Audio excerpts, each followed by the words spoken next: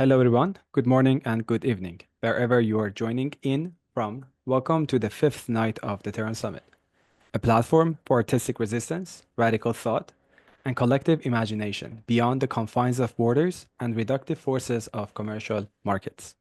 My name is Erfan Riyasi, and I'm the co-curator of this year's summit alongside Una Matisse and Yerede. This edition is proudly co-organized by BO, the Association of Visual Artists Oslo, and the new Center for Research and Practice. Tonight, we are honored to welcome Hito Steyerl, artist and filmmaker based in Berlin, whose critical interventions have radically reshaped how we think about image, politics, technology, and the infrastructures of power that frame our perception of reality. Hito's work probes the unstable ground between fact and fiction, surveillance and spectacle, presence and disappearance. With razor-sharp humor and conceptual clarity, she dismantles the architectures of contemporary capitalism, from military vision systems to museum walls, revealing the ghostly labor and the violence behind the screens we stare into every day. A practice not only challenges the conditions of art, but reimagines what art can do, how it can hack dominant systems, rewrite visual codes, and stage possibilities for resistance in a world saturated with data and doubt. Please join me in welcoming Hito Steyerl as she presents her talk, Art in the Age of Authoritarian Chatbots. Well, thank you so much for having me, and it would be great if I could be that person you mentioned in the introduction. I'm afraid I cannot live up to this very generous description. Also, this talk I'm going to give is going to be very preliminary and experimental. In 2 weeks, we are having at the university where I'm working now a conference about tech fascism and AI authoritarianism, and I'm kind of rehearsing the sort of introduction I'm going to give for this. So it's definitely not finished. But I think there is also a deeper reason for why I think that talks have a hard time now ever being finished, and this is because of technology. I'm really in the process of radically also rethinking all the forms that I have been using until now because I'm getting automated. I mean, it's just a fact. I just released a book about basically image making in the age of generative AI. And of course, at the time when it's published, all the content is already outdated. There is no way, to keep pace with this onslaught of, developments in that field. And basically, one single meat brain cannot simply keep track of all the things that are going on. So I think, the age, at least for me, I'm sure there are people that are much smarter than I and can still manage, to sort of synthesize, analyze, and evaluate things very quickly. But for me, I think that moment is past. And I have to face the fact that any LLM can write a book in my voice in 2 minutes, almost. I mean, I'm exaggerating. Maybe in 2 years, that will definitely be possible. And that I also have to change my attitude and my perspective on trying to react to things. And at the moment, I'm rather seeing it as, evaluating and annotating things as they happen, in a very open mode, more trying to ask questions than to present, knowledge or anything that has been deeply analyzed, because I don't think that I am able to do this right now. And I wonder who is. I mean, I'm sure there are people who are, but also, so this is the reason why this will be very experimental. It may also be very short. I don't know. I haven't tested it because I started writing it like 3 minutes ago or 13 minutes ago. So let's just try our best, or try my best, which is the question, what could art be in the age of authoritarian chatbots? One of the first possibilities, I forgot to mention this, when even thinking about what to talk about in this kind of forum, was that it seemed very difficult for me to think of a topic that would be equally relevant to all the people that I imagine to be listening, right? So because art or the different art scenes in the world have changed a lot, I think, over the past decade or the past 5 years. And as there are so many countries undergoing difficult periods and being sort of immersed in their own domestic situation, also, in a way, the communication between all these situations has become much more difficult, right? And translation, in a way, has been paradoxically the more digital communication we had, the more difficult it got to communicate across different geopolitical or technological or national bubbles. That's also something that I feel is very much part of that moment. And I think, and I will come back to that later, that part of it is also technologically determined.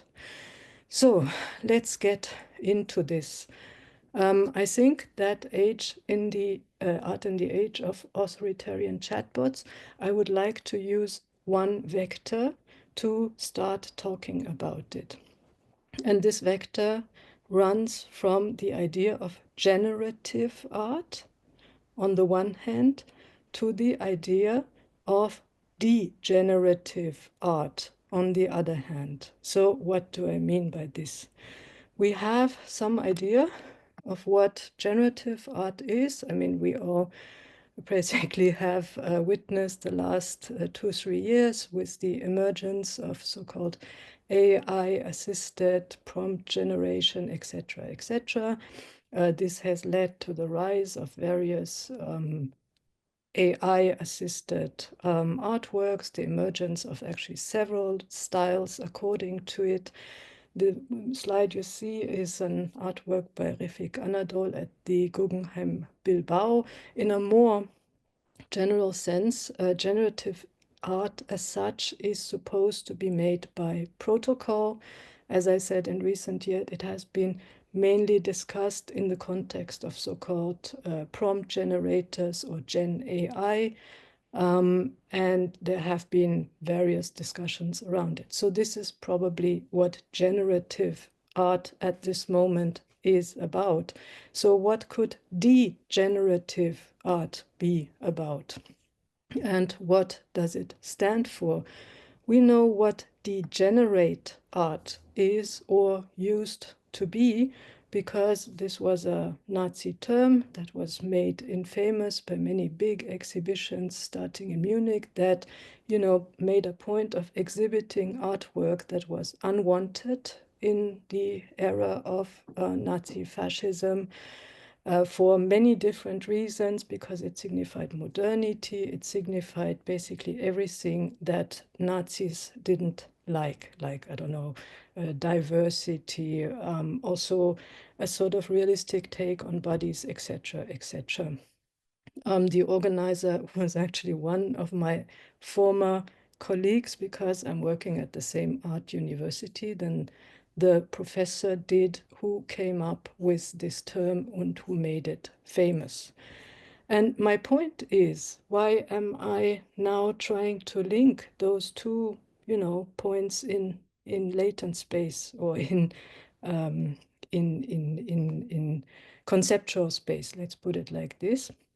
Because I'm wondering why the rise of generative AI cultural forms, whether they are art or not, doesn't matter, even including memes, etc., is correlated with the rise of a fascist adjacent right in many, many countries that uses both generative AI and analytical AI for its purposes.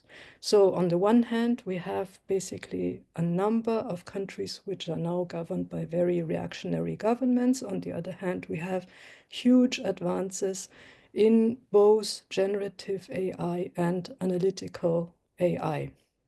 And of course, I mean, this is not necessarily a new thing. Machine learning technology has been based on decades of the development of surveillance techniques, also on collecting data on social media.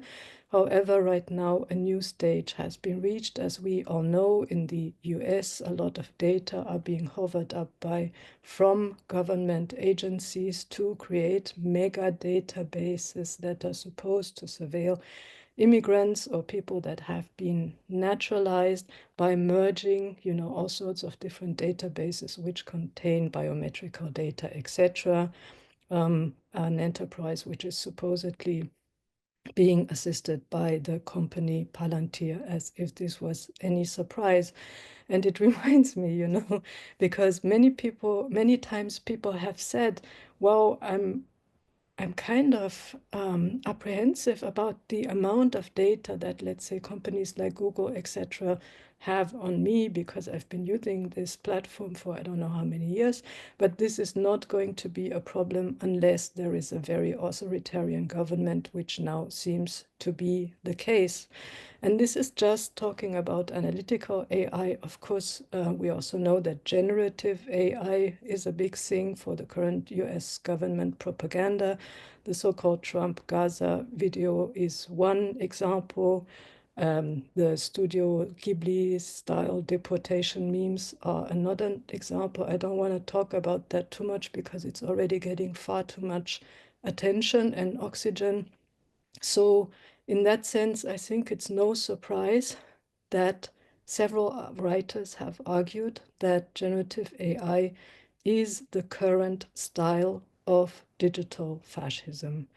And for me, the question is not whether that's the case or not. At this point in time, there is certainly strong evidence for a conjunction of these two things coming together. The question is just, is this incidental? Is this temporary? Or is the reason inherent in the technology itself? And this, of course, also coincides with a major rise in cultural wars from right-wing forces. I would like to use an example that is different from all the US-based examples I at least tend to hear a lot about. This is an example from Slovenia. This is the slide you are seeing is a campaign poster from the Slovenian Conservative Party called Slovenian Democratic Party, which is now in opposition but has initiated a referendum against certain types of artist pensions. The leader of the party, Janez Janša, who is a former prime minister, had previously said that classical art was being replaced by all sorts of degenerate, unhinged models that claim to be modern. And in Slovenian, he used the term isrogen, which is very close or refers to the German term entartet or degenerate art. So these, and by the way, the party won the referendum using this poster, which shows an artwork by artist Maya Smreka, who was the target of this campaign because the image of herself, her image of herself, basically nursing a puppy, was considered as being inappropriate or estrogen. So, as I said, the party won this referendum. There have been many, many similar campaigns in the last year and more all over Europe, but of course also in other places. And this, of course, does not only concern art, but also fact-based science, academia, and so on, maybe in a more even consequential onslaught. So, as I said, this conjunction between generative art and authoritarian campaigns and government takeovers has been described by many different authors. My colleague Roland Meyer, for example, writes that AI-generated imagery has become, that's a quote, the preferred aesthetic of digital fascism. And there are other authors that speak of techno-fascism, techno-feudalism, that would be Varoufakis, vector-fascism, that is Gregory Chatonsky. Paul Feigelfeld has coined the term of AI authoritarianism, etc. And the arguments differ in many places, but they also converge in one decisive point, which is that whatever reaction, extreme reaction, many countries are facing right now, this cannot be an identical repetition, right, of the different fascisms of the 1930s of the 20th century. And even those, were hard to sort of homogenize and summarize, they were very different, also amongst one another. So I think that it's not a good idea to start, arguing over these terms by asking the question whether this new constellation is really fascism or not, because actually no one thinks that, history is going to repeat in an identical way, because very simply, one cannot jump into the same river twice. So in that sense, I think it's important to focus on the new elements, especially, of course, the technological constellation in which such things happen. There are also undeniable continuities. The designation of so-called degenerate art is among them, or more generally, the designations of enemies of the people, whether that's in racial or ideological form. So I think all these questions have to be discussed, but one thing that should be avoided is sort of getting bogged down into a quarrel of whether this is really fascism or not. And this is why I propose very preliminarily a sort of very rough and dirty triage test, which has stood the test of time, which is the so-called duck test. That's just as a first, quick mechanism. And the duck test is this: if it looks like a duck, if it walks like a duck, and talks like a duck, then most probably it is a duck. And the emphasis is on most probably, which is not the same as being certain. But let's just note that most so-called large language models or advanced, machine learning models would solve the problem exactly in the same way, by trying to find patterns and assess probabilities. So I think in this case here of the slide of Elon Musk doing some kind of Roman salute, I think you can clearly see this walks like a duck and also salutes like a duck, I guess. But then it turns out that this duck issue is a little more complicated, because there is also precedent in this duck salute case, which is this. This is a cartoon from 1942. It's called The Führer's Face. It was a sort of American propaganda effort in the war. And it shows a duck doing the Hitler salute. And this duck is, of course, called Donald.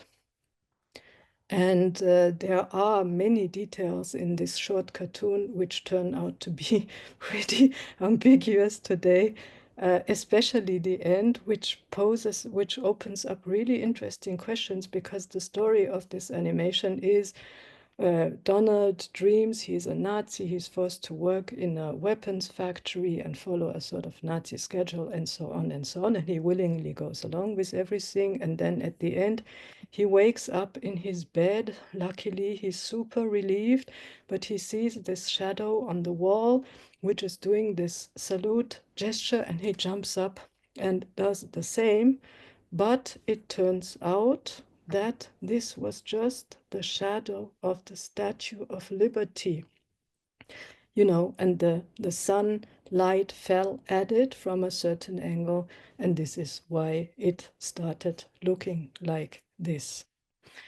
Which I think brings up the counter question whether, in a way, the Statue of Liberty, or rather its shadow, whether the shadow of the Statue of Liberty showed this kind of Hitler salute all along, What is it? Is it basically inherent in the statue, or is it just coincidental? Is this accidental? Is this a coincidence? Is this a correlation? Or is this a causation? And people like Marcuse, for example, would say that for sure, the shadow of the Statue of Liberty contains the Hitler salute already in a kind of nascent version, that the types of authoritarianism we see now have sort of evolved out of the contradictions of liberalism and have been brewing for a long time.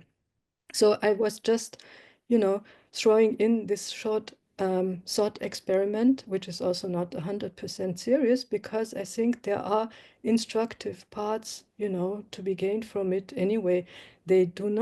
It does not bring any sort of 100% binary response, yes or no. It just brings up new questions and new ambiguities, which cannot be resolved one way or another. You can also use this test, to basically test different generators, prompt generators. It is no coincidence. For example, I hope you can read it. This is my attempt to get ChatGPT, which now contains DALL-E 3, to draw this kind of image. I said, please draw me a duck that gives a fascist salute. And of course, in so many words and verbose contortions, ChatGPT refuses to do this, because obviously the filters are set to trying to avoid this kind of thing.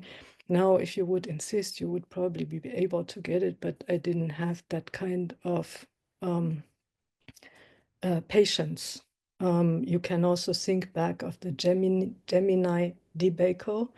Gemini is a model by Google, whose image generator was released, I think, around a year ago, and then people immediately started making images of Black and Asian Nazis. This caused a huge uproar, and the model was, well, neutered, maybe one can say, in the meantime, refusing, to take these kinds of requests. But of course, it takes only 3 seconds to convince another model to basically give interesting answers to some prompts. This is a result made with the generator Flux Dev. Flux is a German company which has been whose model is now being used in Elon Musk's Grok system. And the prompt for this was actually, and here you can see another thing, replicate the news image in which Elon gives a fascist salute. And it gave me this, which is kind of interesting. And also this, which is even more interesting, because the thing in the background seems to refer to the former state logo, let's put it like this, of the GDR. So this model basically comes up with some kind of pictorial totalitarianism theory to produce its results. And Stable Diffusion 3.5, which has also always been my favorite model for its goofiness, and it will accept more or less any request. They just cannot decide whether Elon has 4 fingers or 6 fingers, as in this image, but will follow the request without any problem. So this small experiment reveals a number of things. Of course, the different models have different latents. They give different results because of their internal configuration, their sort of, internal taboos, filters, and so on. Some of them have more, some of them have less. And that kind of displaces the question whether this is fascism or not in different ways, because now the question is rather how is it, what is it, and what does it do? And the thing that's clear, regardless from what the image generators produce or not, is that this rapid evolution of both generative AI and all these analytic data come at a time when the industrial power to basically make and deploy and control these models is concentrated in the hand of very few corporations, very few individuals, some of which make no secret of their extreme reactionary leanings.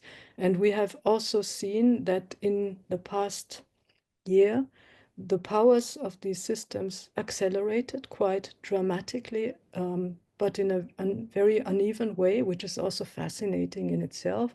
The models got very good at, or much better, let's put it like this, as things that they dub reasoning, which is math and code, and everything else got subject to even more massive hallucinations than before. Hallucinations, of course, as you all know, is the situation when a large language model just makes up something, and that increased interestingly in the last few months at the same rate as progress in terms like code and math. And I think that's very interesting to see how this split personality evolves right now in the models. Whether this will still be the case in 3 months, I really don't know.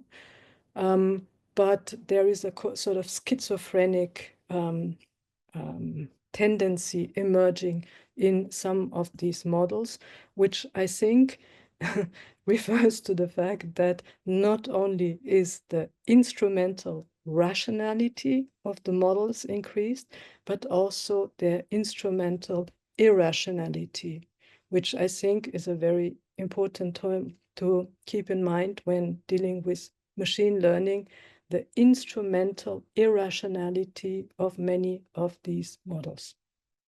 Okay, so there is another big difference between the 1930s and the current constellation, and let me just stick with, the sort of metaphors that I've built.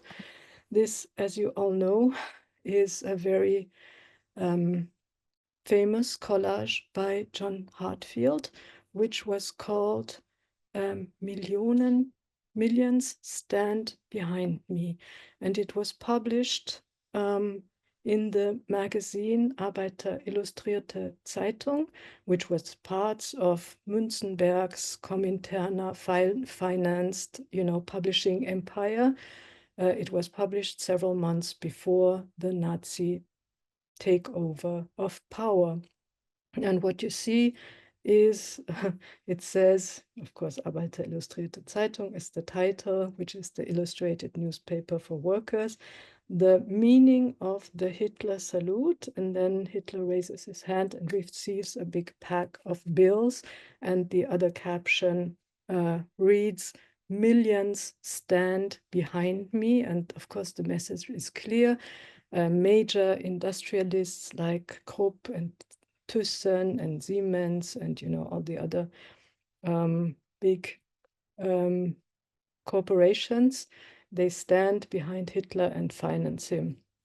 And today, this is no longer the case, because as you can clearly see, there's just no one standing behind Musk, and it's just not necessary for anyone to stand behind him, because he already owns these millions himself. And the division of labor between the investor and the politician has been abolished. The distinction between the businessman and the politician has been abolished, also between the entertainer and all of these other things, and even the distinction between the artist and all these other, activities has been abolished. It's now all concentrated into this one figure, because obviously this figure not only owns its own public space, owns its own, AI models, and has basically the means to finance it all. So basically all of these functions, which used to be different, are now integrated into one person, because also a lot of these activities can be automated or are automated. I mean, image production being one example, most obviously, but also the automation of the public sphere through, of course, all sorts of social media, in Musk's case X, of course, but also increasingly the automation of government in the attempt of trying to automate large part of government by systems, machine learning systems, an attempt which is not realized yet, but which clearly was the goal of Musk's Doge initiative a few months or weeks ago. Now, how this will evolve is anybody's guess.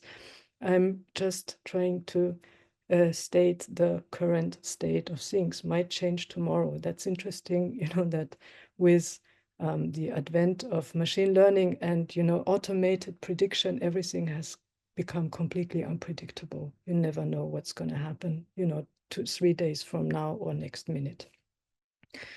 So, yes. And I think the juxtaposition of these two memes, the old one by John Hartfield from the Arbeiterillustrierte Zeitung, and this one also shows something very crucial, that today we have, Musk, but we don't have anyone like Willy Münzenberg, who, just to remind people who have never heard of him, was a very important publisher and cultural impresario in the late 20s and early 30s, mainly in the German-speaking public sphere, but all across Europe and also internationally. He was a member of the Communist Party, and he was financed by the Comintern, the international branch of the Communist Party, if you like. And they had not only built a political organization, but also a publishing venture or venue where these kinds of things could be articulated at scale. Even though in Münzensberg's case, that didn't turn out so well, because the party first turned against him and purged him, and then probably later killed him as well, because he was not very happy about the Stalinist turn in the late 30s. So what I'm trying to say, that this kind of counter-public or counter-organization does not exist today at any kind of scale or international level, which brings us back to the beginning, to my sort of puzzled state of mind when trying to think about an international audience, in art today. And knowing that, situations have grown so difficult and so acute and so different in many places, that it becomes increasingly impossible to talk about art, as one art. It's just no longer possible, which is due to a state of multipolarity we find ourselves in, which the art world has also become part of. The reality that there are many canons today, many centers, many sort of value systems, etc., in many parts of the world. But the interesting thing, just in this juxtaposition between the lacking Willy Münzenberg position and a sort of fascist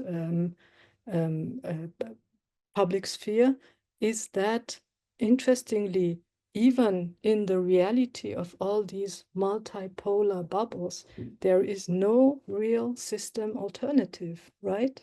I mean, they are very, very, very different around the world, all these authoritarian systems.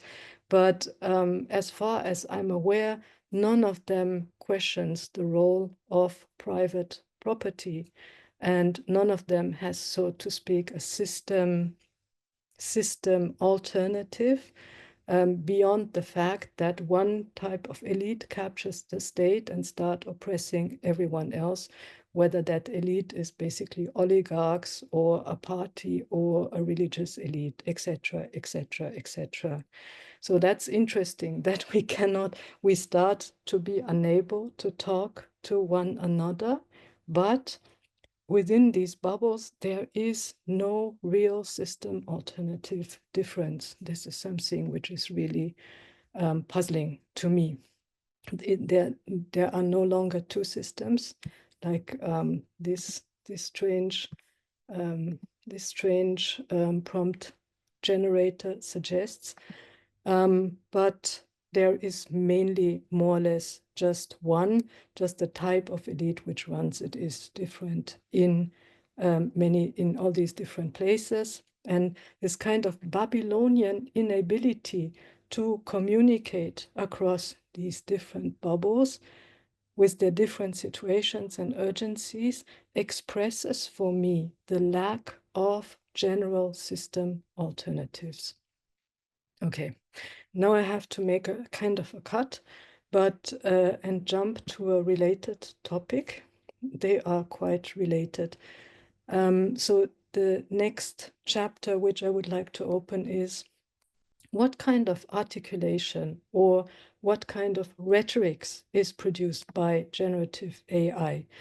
And of course, there's not, I mean, there's so many that it's impossible to get a kind of overview, and also there is changing all the time. So the only thing I can attempt to do is not an overview, but an underview. And I will try to stick with just one example, which is the rhetorics of something which went viral at the beginning of 2025, and it's called the Italian brain rot meme universe. I don't know if you heard about it, but it's been quite big. And those are characters which are animated and produced by generative AI, animated by generative AI, made into mostly very short video clips. And then there is some kind of Italian-like music song that goes along with it, which mostly doesn't make any sense whatsoever. And it's a whole universe of characters. This is, I think, Bombardino Crocodilo. Yeah, Bombardino Crocodilo, which is a mix between a crocodile and a airplane. Miss Cappuccino, Tang Tang Sahur is another one, and this is Tralala Tralalero.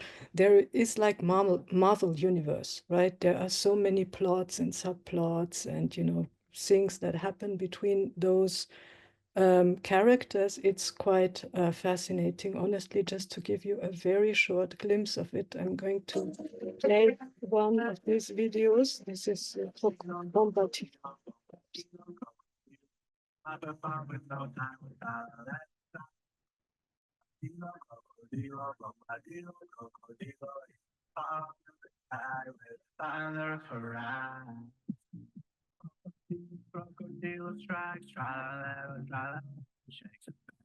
Okay, I think that's enough. You get it. And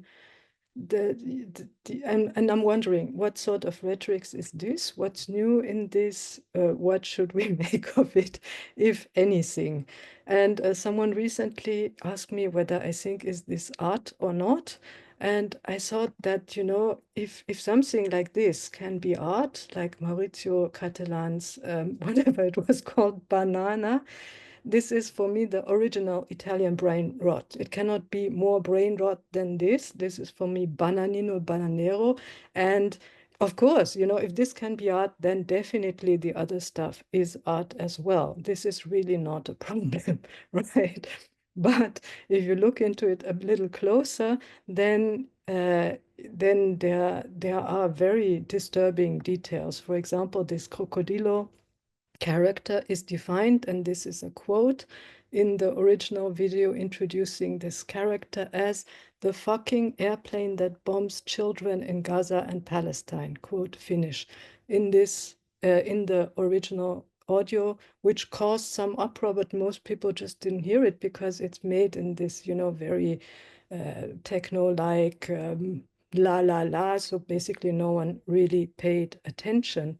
But it also reminded me, you know, this Bombardino character, this one here with the crocodile, of the genre of aeropittura, which was a fascist futurist genre of airplane-based art, very much in love with, of course, warfare, like all the futurist things, but mainly with dropping bombs from above, and showing this also from a above angle. It was a whole thing that went on for almost a decade, of course, led and spearheaded by Tommaso Marinetti, the original futurist who also wrote the original manifesto in 1909.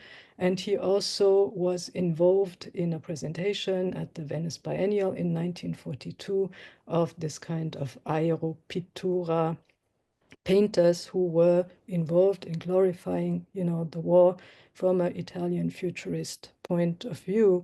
Marinetti himself had volunteered to Mussolini's invasion of Ethiopia in 1935, during which there was a lot of mustard gas, dropped on the civilians underneath.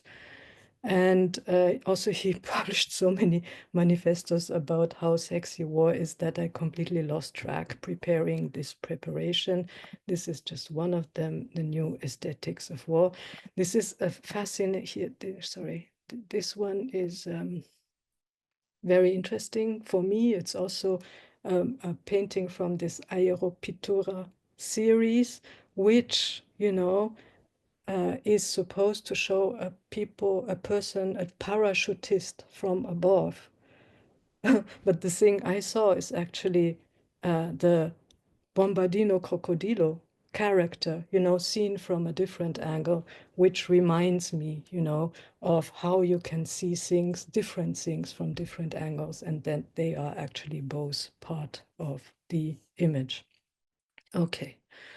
So, however, I don't want to, the problem, I think, is not that there is a fascist lineage or futurist lineage to, the Italian brain rot series. In a way, it's kind of banal, because if my goal was to expose, some fascist tendencies in Italian brain rot and to claim that it's fascist, then I would, I think, have failed already, because it doesn't really matter, right? This kind of attitude or perspectives of trying to uncover something and then expose it and then create some kind of outrage, etc., has numbed people to the extent that today many people, which is part of the problem, really don't care whether they are called fascist or not. We had this viral trend in Germany last year where people would, sing along to a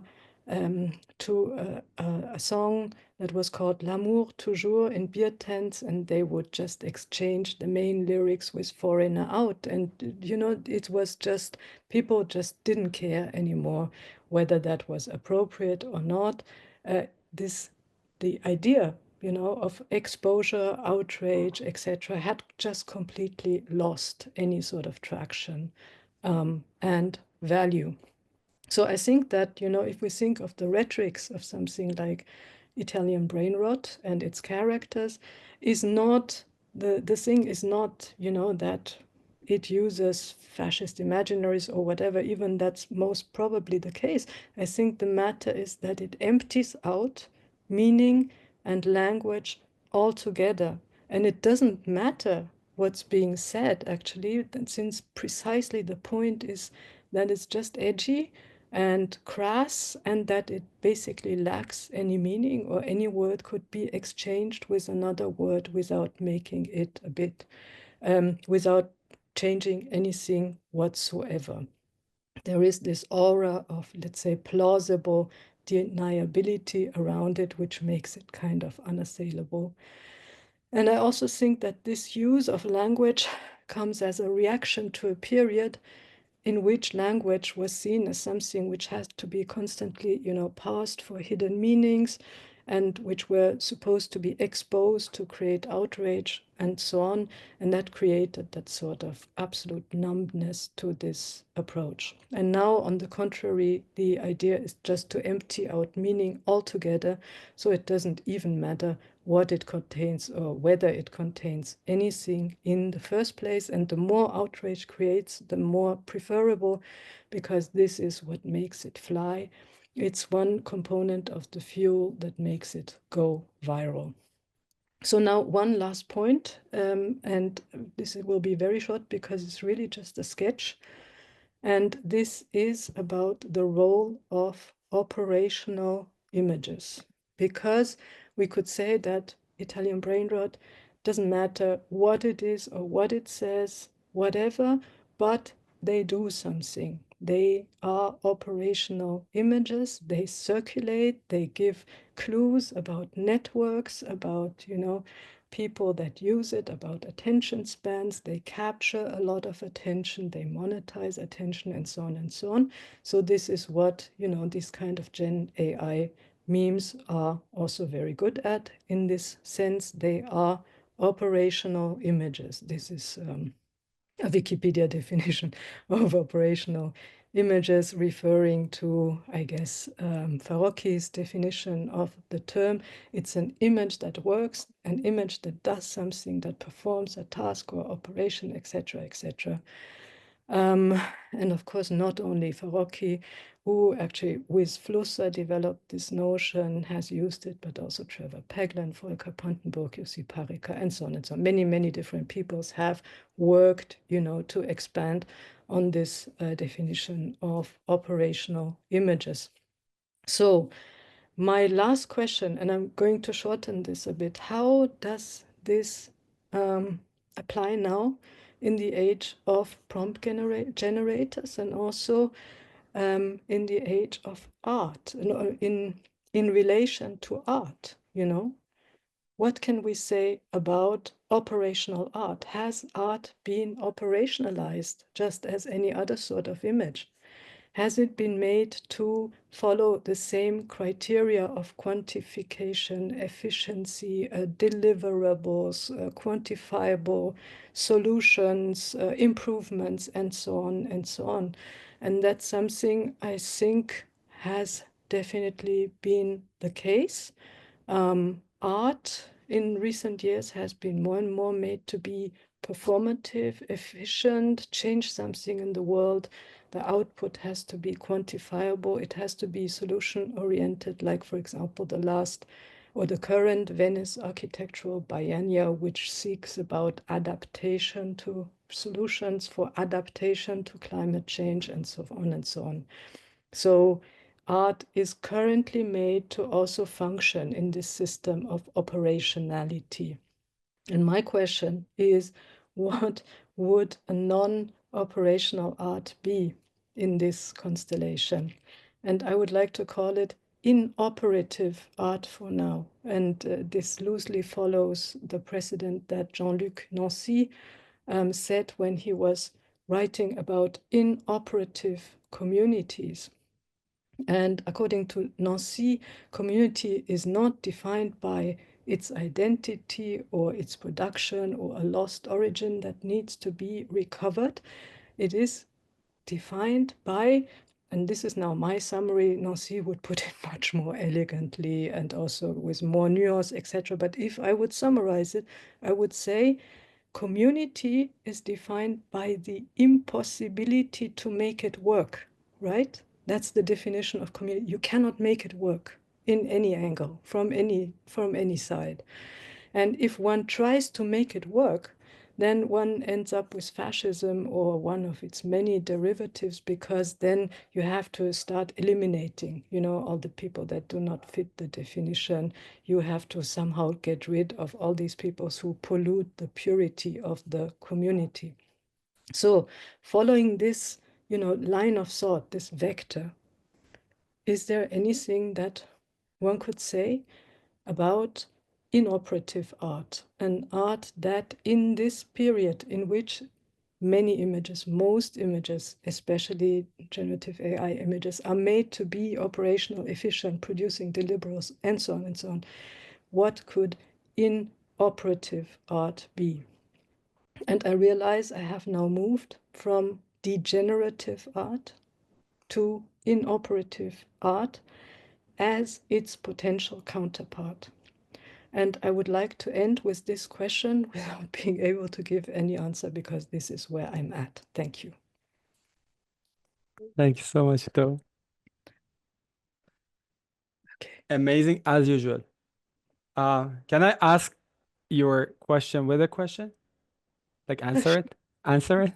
Sure, sure. You please go ahead. Yeah. Answer it. I Yeah. had like originally I had a different question, Yeah. But since you ended with the idea of operationality and inoperationality, something that came to my mind is that in operational, in meaning it's defunctional and resists being paraphrased, or in the sense that formalists talk about it, that is like self-referential, it doesn't care about the outside world, it's just something that is, in a sense, like autonomous. Mhm. Yeah. I mean, that's also a question that I have asked myself a lot in this book, which is now already outdated. But, what is autonomous art in the age of autonomous weapons, or autonomous cars or whatever, I mean, how is this meaning displaced? And I have no definite answer at all. But yeah, I think one cannot really separate both aspects from you mentioned, On the one hand, refusing to work, on the other hand, being self-referential and divorced from actual reality. Maybe they are sort of sides of the same coin which need to be negotiated, but you're never going to rid of one of them entirely. Right. If anybody had any question, you can raise your hand or write your questions in the chat, and I can read it. One other point, like right now, I'm working on this idea of using AI to create images, which I call it a speculative photography, which is in a sense like different than documentary photography. And um, and I'm talking about the idea of like world building and hyperstition and CCRU, like these like AI as a means to sort of create a new steering for the culture and for the society and everything. The role of artists, in creating new worlds, and AI as a means to create or sort of like imagine or materialize or crystallize new worlds. Because like this quote that you mentioned resonated with me deeply, AI as the preferred aesthetics of digital fascism. And I've been seeing a lot of banners in Tehran in which all the images are created by AI. Like all these like Ghibli style images, but done by the state, which has this like they're praising the supreme leader, they're like praising these imams, or the holy cities, like why we should visit the holy city of Mashhad. We have like the shrine of Imam Reza there, and they're all like most of them in this Ghibli style of this cute sort of aesthetics, but the message behind it is very brutal, and like unironically. And I was thinking like how, like relating that to your talk about generative art and degenerative art. What's the role of artists um, and in this age of authoritarian chatbots, or can an AI become a tool of imagining new futures or new possibilities? Yeah, I mean, I don't know. This harks back, to my uncertainty whether this conjunction, the current conjunction between authoritarian regimes in many different parts and generative AI, is this incidental or is it structural? And I tell you, I don't know. I mean, there are many arguments for it being structural because, these industries have a certain infrastructure, they are monopolized, they are opaque, blah, blah, blah, and so on. On the other hand, I always remember, the enchantment of Bertolt Brecht and Benjamin with radio when it came along. They loved radio, they were experimenting with it, and so on and so on. And then along comes Goebbels and just captures it all, right? It's like, whoa, okay, what happened? But now radio is, something else altogether, and it's been reborn as podcasting. You could say that it has taken on a different dimension many times. So I'm not sure, is AI like radio? Do we have to wait for the long tail?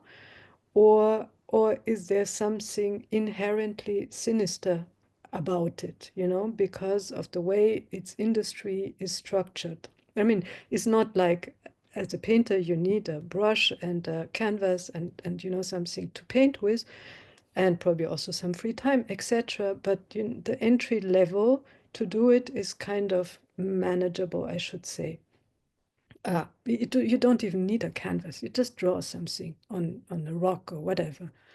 And with AI, you automatically are always included, integrated, captured by these large-scale infrastructures. So that's also the case.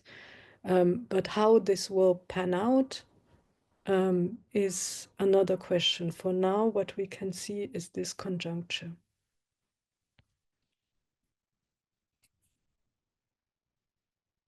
Amir? Can you hear me? Yeah, but it's so noisy, man. Just give me a sec. Is it better now? Not really. Okay, I'll just start. I would try to like talk louder if that helps. Yeah, I just wanted to say thank you, Hito. That was really insightful, and as for someone who's like read your work and has been really inspired, it's really gratifying to be part of this as well. And yeah, I was just like, it's interesting because recently I've been reading for a project your work on language of practice, and also a thing about you and me, and also rereading Benjamin's Language of Man and Language of Such. And I was also wondering if it's appropriate to kind of like read this predicament of art and AI and really identifying like the language of belonging within the language of practice of art, and how this kind of correlates with you know, our everlasting struggle to find an autonomous being of ourselves that can create this meaning, and running away from like nomenclature, like the thing you said about community. I was wondering if it is impossible because we are naming it, and and going back to Benjamin's like language of names, all right, and yeah, with in that case, with the like, is it time for art and its institutions to really come to the realization that we need to dismantle the auto institution of ourselves, right? That it's time to really kind of think about, like, even when we talk about role building, if you want to go about of like the self that makes it, we are really not talking about the other.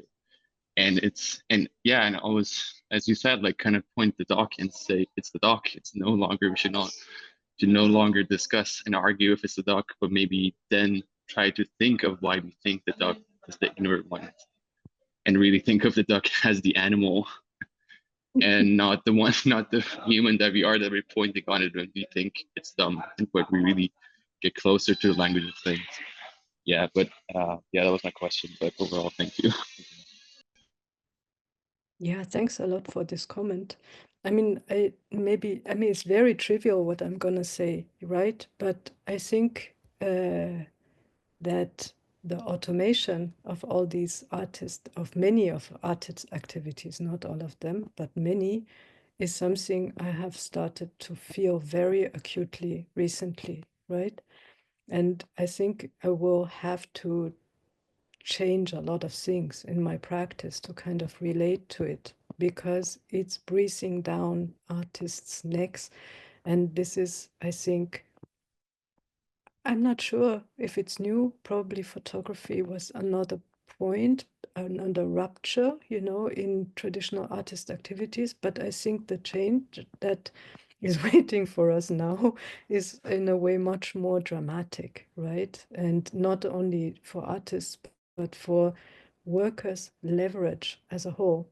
So, I mean, if labor is no longer required at scale, let's put it like this, then there's going to be a need for a lot of social movements to reclaim any sort of say in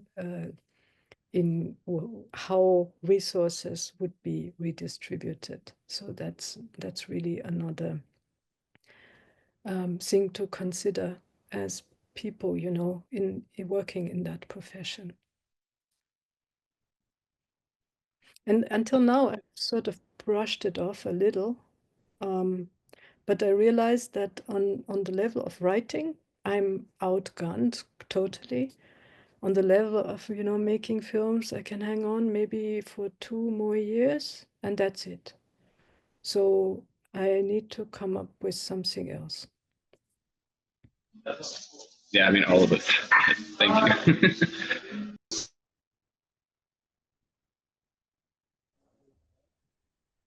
All right.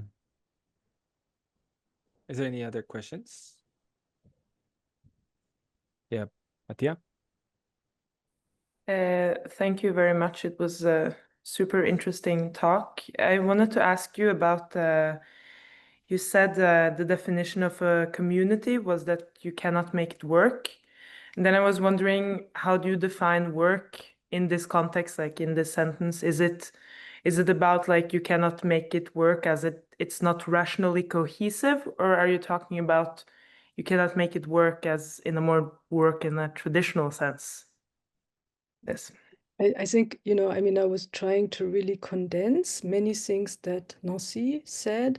He said that a community that is made to produce or to be productive is something that's supposed to fail, or it will, you know, run into these very extreme dead ends. That's on the one hand, you know, the community of workers, let's put it like this, you know, problem. But the meaning I was trying to evoke in this shortening down was also, if you want to make it seamless, you know, without any sort of internal contradiction, to make it functional somehow, to make it work, and not to, you know, resist in all sorts, on all sorts of directions and vectors, then you're doing it wrong. That's what I meant. Yeah. If you try to homogenize it, gloss over its fundamental internal inconsistencies and heterogeneity. I mean, this is very kitsch what I'm saying, you know, but I was trying to say something like that. Thank you. Una? Yeah, thank you so much. I guess my question is sort of derailing from Matea's question. I was thinking about what you said about how there's no longer something that's sort of in opposition to this like fascist billionaire rich man, and that we're currently like in this kind of one line route. And I guess my question is like, of course, more or less impossible to answer, but how do you see us possibly resisting this rise of like the fascist billionaire as like a mono figure, almost like a god? Yeah, I mean, as I said, you know, we don't even have the infrastructure, which was a systemic alternative, an organization to represent it, and a public sphere to express it, right?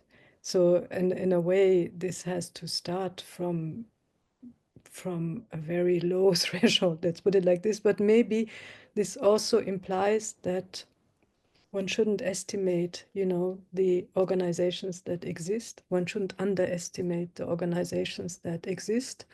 For example, in terms of institutions, right? I mean, I totally agree that we need to imagine new institutions and so on.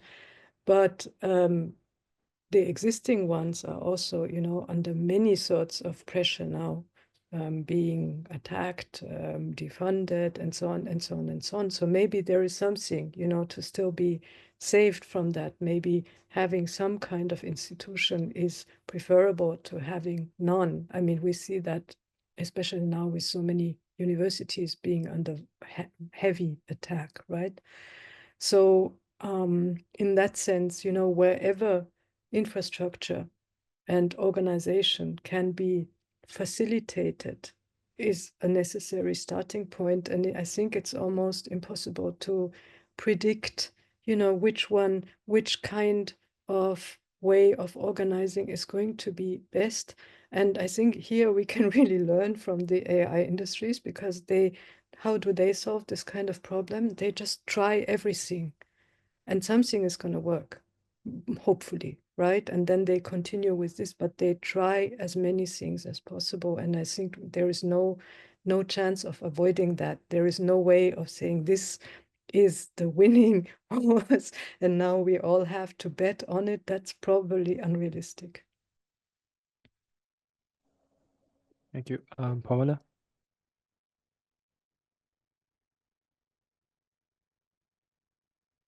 Hi, thank you for, yes, sorry about that.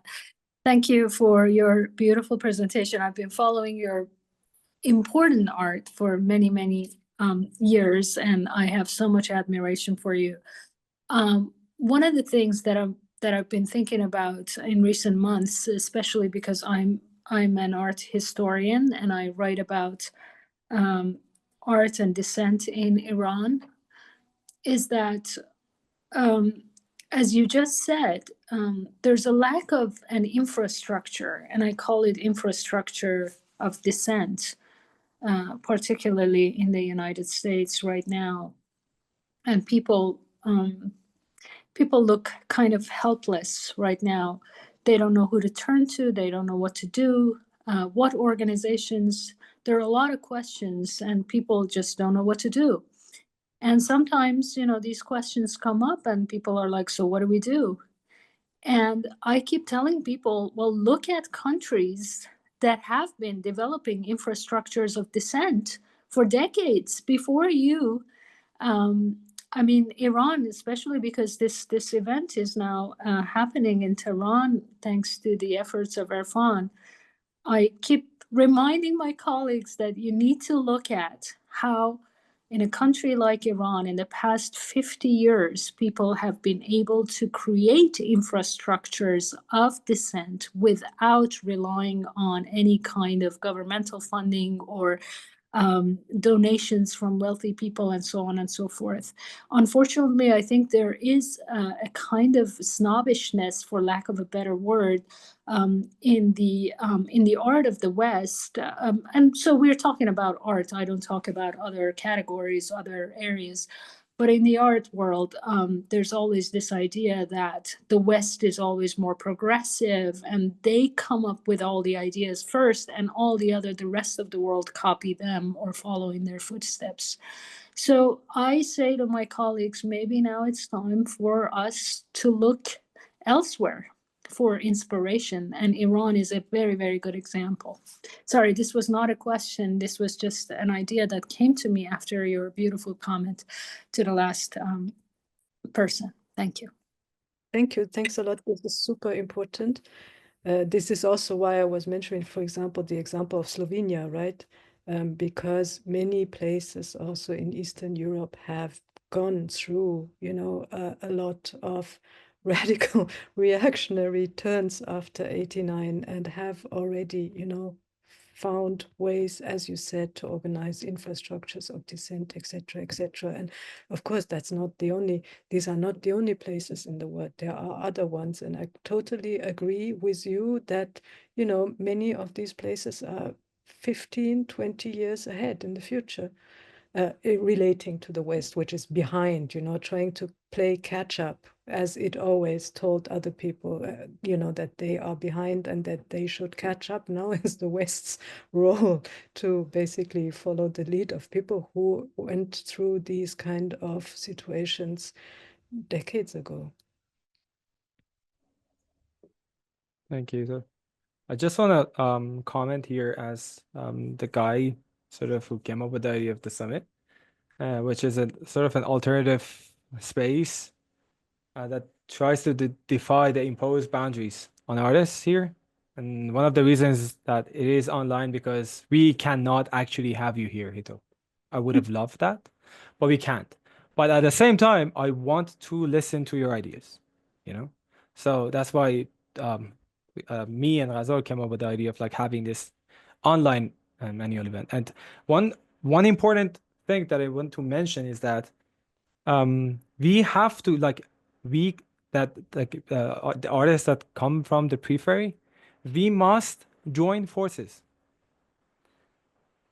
That's our only chance of survival, is this sense of collectivity. We cannot get to any point with canceling, with creating restrictions on each other, you know, or hating. Like, this is a terror summit, yes, but this wouldn't have been possible without the help of Una, without the help of Mo, the news center, without the help of Ghazal, without the help of all the people who participated, without the help of you, without the help of all the audience that are here tonight. We all together created legitimacy for the summit. You know? So yeah, that's the collectivities. It is very much important. Yeah. Any other comments, questions? Amir, again. Thanks, man. I just wanted to like kind of echo what you said, as also being someone who's Iranian. I think it's also important for us to think. I mean, obviously, solidarity is the thing, is the way to go forward into hell, as I forgot, John Berger would say. But I think it's also really important to be aware of, internalizing the narratives that have been fed to us, right? As the colonized bodies, as the people we are. So it's kind of important for you, I think, also fun to think of the location of Tehran you picking and you doing it there, right? I think it's important to think about the planetarity of this problem and also think of why the constellation of stories are concentrated in Iran and Tehran right now. And like for you to bring this up, I think there is something about our sociality and how our cultures are made, which kind of begets the accidents, the phenomenons. And to get to that, like consciousness might be the way to think of emergent humans that we can be, and kind of dismantle again as artists this idea of revolution that it was never that, and maybe it's about the emergent every day. But yeah, thank you for putting this together regardless. This is awesome. Thank you, Amir John. Other comments? Concerns? Right. Thank you so much, Hito. Oh, thank you. Thanks for having me. This was wonderful. Absolutely. That's our honor of having you tonight with us. And really appreciate it. We really appreciate it. And thank everyone for joining tonight. I'll see you all tomorrow night at the ending, the last night of the Summit 03. Right. Thanks. Bye. Okay, thank you. Bye-bye. Thank you.